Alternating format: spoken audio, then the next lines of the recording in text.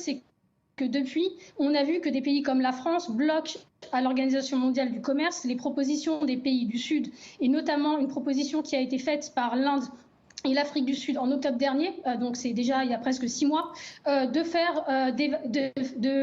lever les barrières de propriété intellectuelle sur l'ensemble des technologies Covid. En fait, ce qu'on appelle un waiver, donc cette levée des droits de propriété intellectuelle sur les technologies Covid, qu'est-ce que ça permettrait? Ça permettrait aux pays comme l'Inde, comme l'Afrique du Sud, de produire eux-mêmes leurs vaccins.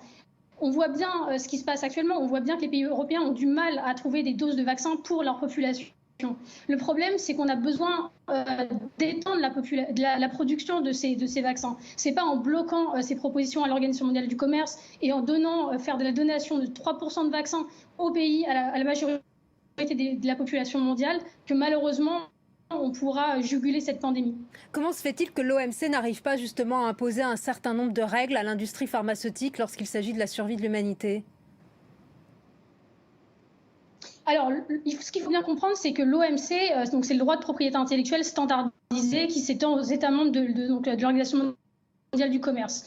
Les pays comme la France en font partie, des pays comme l'Afrique du Sud, etc., l'Inde en font partie. Il existe un certain nombre de règles. Il existe, il faut savoir, des exceptions à la propriété intellectuelle, des exceptions aux brevets. Les licences d'office en font partie.